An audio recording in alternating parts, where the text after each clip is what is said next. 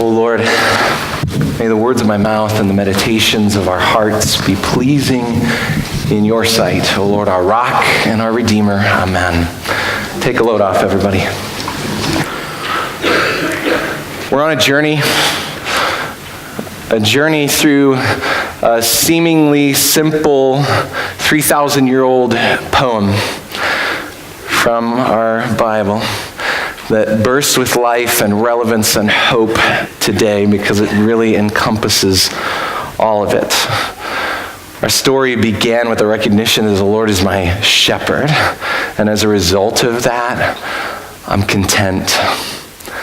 I know that God gives me everything that I need. Last week, we reflected on how we all, like sheep, have gone astray. And we rejoiced in the fact that when I wander, God rescues me. He brings me back. This week we continue on the journey, and it settles out for a little while, but not for long. Because as we continue down this road, things take a turn in a really bad direction. You're not quite there yet, but you can see it coming.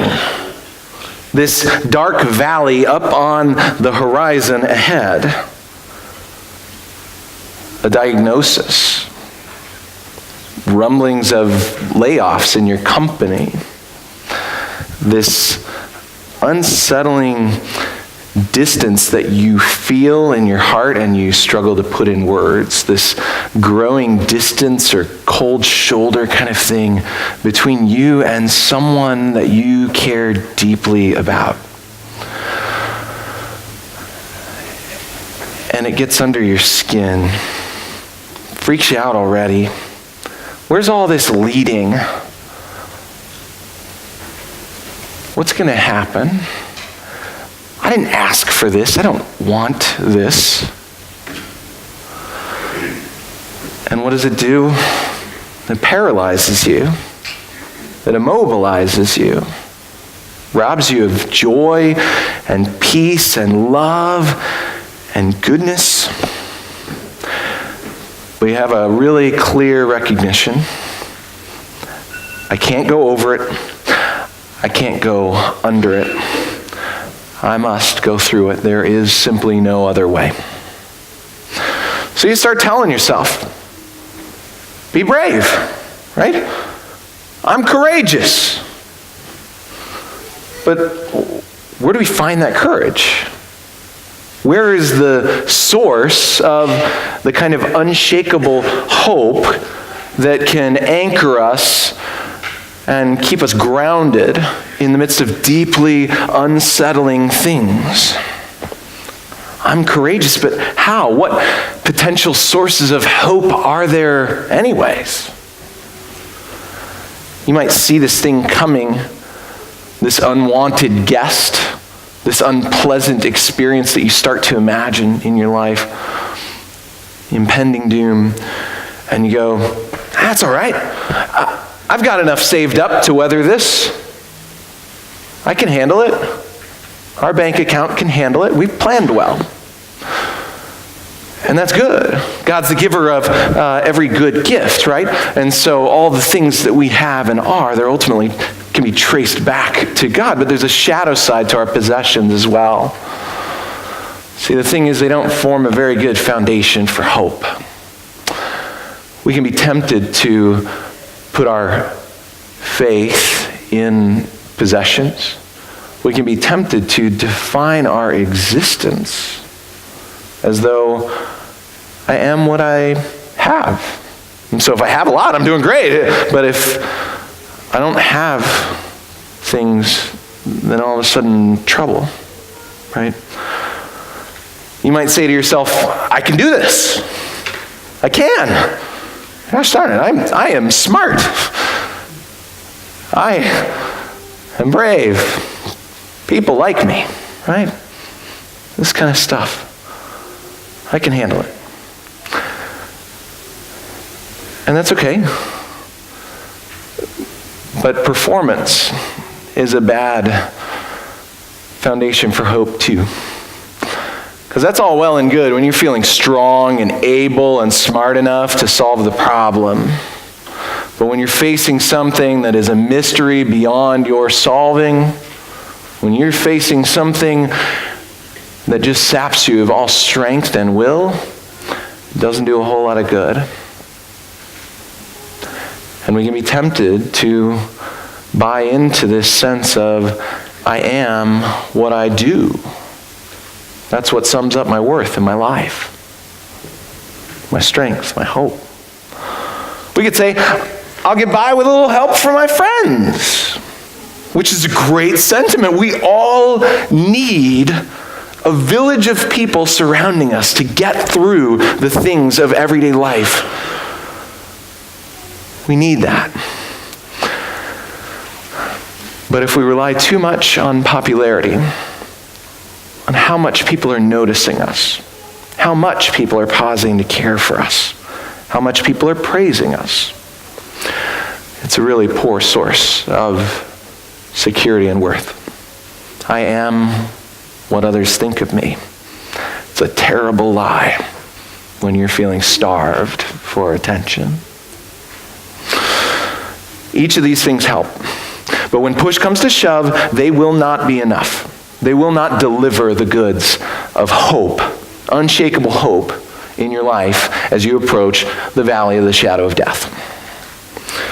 See, because now we're not just approaching it. We're in the valley now.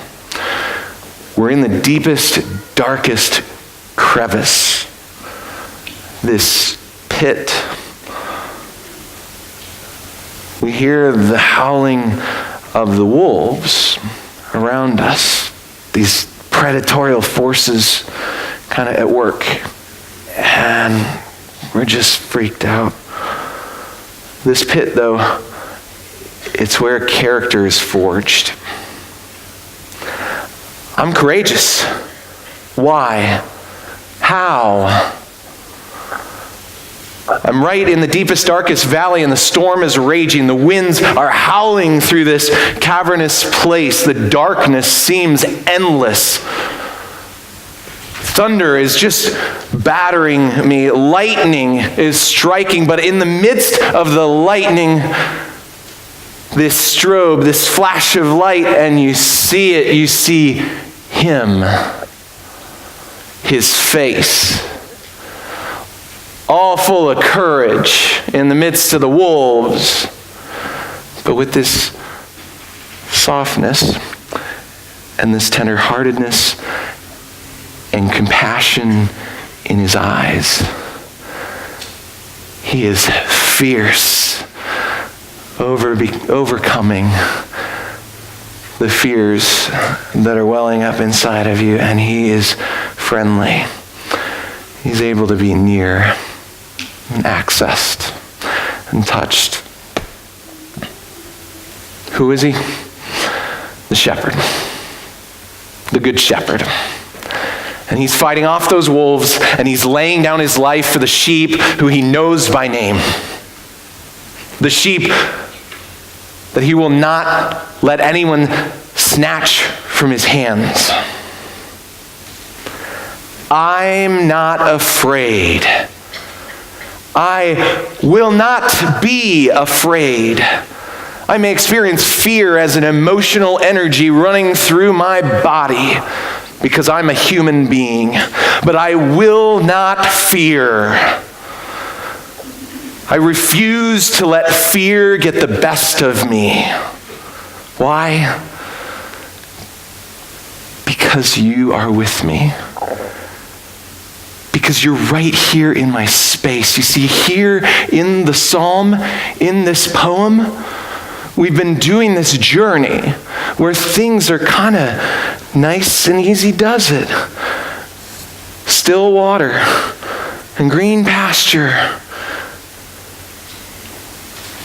And he gives these things to us. He provides, he guides, he shows great care. But now, in the pit, in the valley, it's not he anymore. It's not some God out there who cares for me as creator. It is God who makes himself known to me right in my space so that I can see and experience his face, his true nature. And when I do, I see hope itself. He's there with me, reminding me of my value when I've bottomed out and I just simply don't feel worth much. When I am scared out of my mind about the things that are coming in and I've lost all sense of who I am. You, God, you see me. You see how paralyzed, how frozen I am, and you pick me up and you carry me along. You look me in the eyes and you whisper in my ears like Abilene Clark in The Help, you is kind. You is smart. You is important. Jesus says to us in the pit, you are brave. You are loved. And you are enough. You matter to me eternally.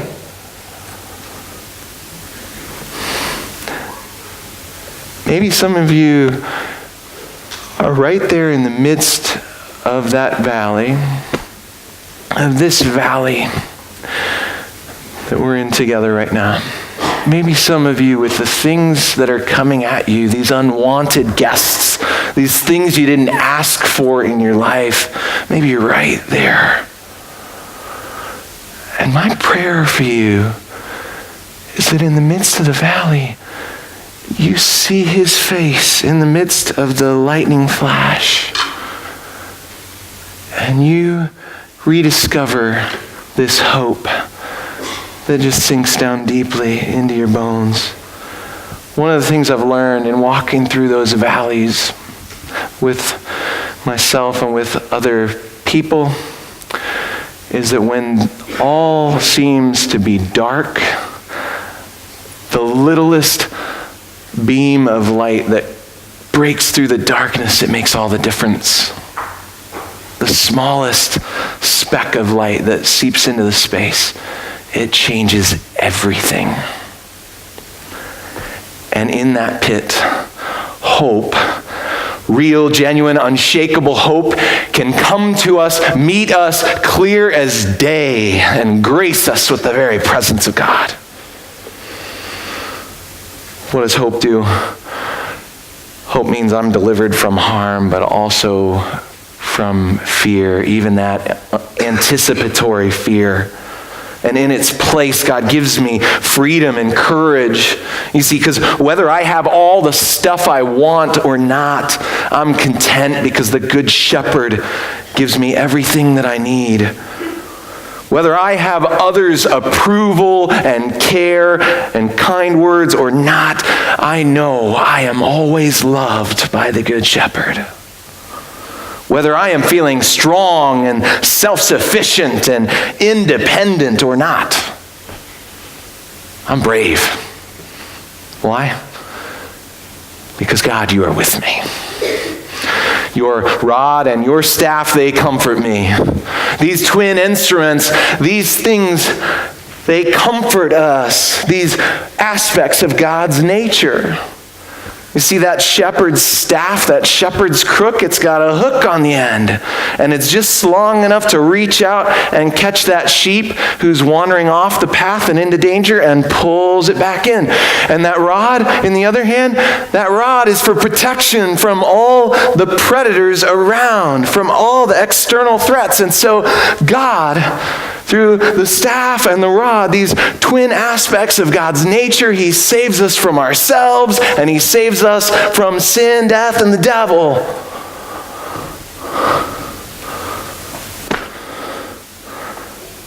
And hope is a dangerous thing. Red Redding says to Andy Dufresne in the midst of prison in Shawshank Redemption, hope is a dangerous thing. force set loose on humanity, doing amazing things in our lives. Because God is with us. And our hope is in you, God. This relieves the pressure that it's all up to me. And I am free from the fear of failure. Because no matter how I perform, you've done it all. We know that he forgives and he rescues. Because God is with me and my hope is in God, it loosens my dependence on other people's approval, like me.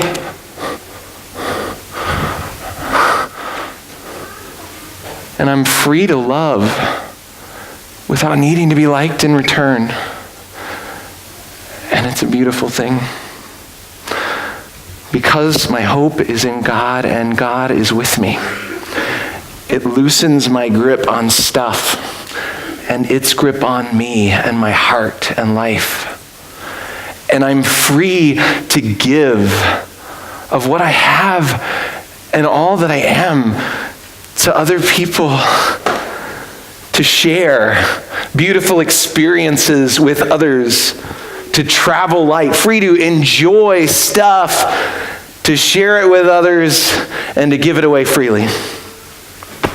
In short, hope in God leads me to be secure in my own skin, to seek my God-given destiny, my potential to impact the world for good. God works that way in our lives. Potential to impact the world for good, even in the midst of a deep and profound darkness, even when we're walking wounded, even when the pain is still really fresh. Because hope does that. Genuine, unshakable hope. It's that light that pierces the darkness of our lives and frees us to a whole new reality. We can be traveling light as we share that hope with others. Let's close this message time in prayer. Lord Jesus, Good Shepherd, some of us in this room right now are right there in the midst of that dark valley. And we are having an awful lot of trouble seeing the light, proceeding with hope. We're freaked out, unnerved, paralyzed, feeling worthless, feeling abandoned. Lord, I pray that you would again show us your face in this time, that we can rediscover hope, that we can break free from fear, that we can be free to love and to give of ourselves in new and beautiful ways to bring hope and peace to our world. Not because we're so amazingly gifted, but because you are so amazingly giving. Our hope is in you. And all God's people said, Amen.